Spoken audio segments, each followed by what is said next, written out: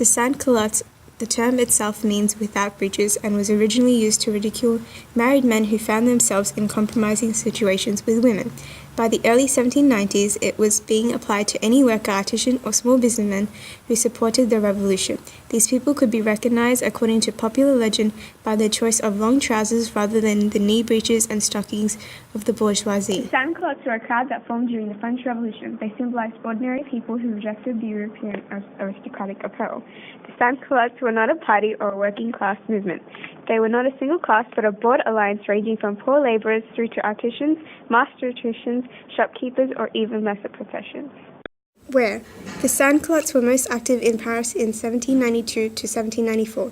The power and influence of this group lay in their use of the Parisian journeys to effect change and their dominance in the National Guard, the Parisian sections, and the Revolutionary Commune formed in 1792.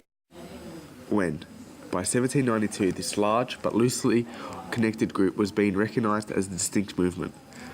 By 1794, when the revolution has already been seized by others, the Sans-Culottes was mythologized as being the only true revolutionary. Because the Sans-Culottes made themselves out to be the people of the poor class, they wielded an extreme amount of power and were aligned with many of the other clubs at the time, such as the Jacobins. Why? In 1793, the Sans-Culottes joined together Robespierre and the Montagnard faction to force the removal of the Gordinian deputies from the National Convention. Promising to protect them from the counter-revolution and to meet their economic needs, Robespierre and the Committee of Public Safety would acquire much of the legitimacy and effectiveness from the Sans-Culottes' support.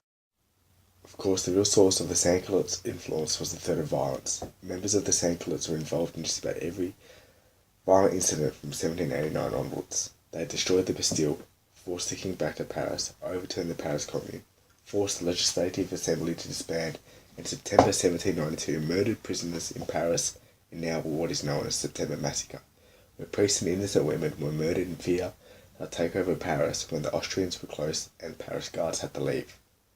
How? Of all the groups in France, the views of the Sans-Culottes is what drove the radical revolution from 1792 to 1794. The desires of the Sans-Culottes were simple. They believed that survival was the right of all people, inequality of any kind was to be abolished, and the aristocracy and the monarchy were to be eliminated.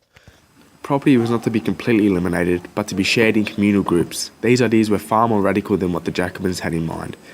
The influence of the Sans-Culottes declined sharply after Herbert's execution in March 1794.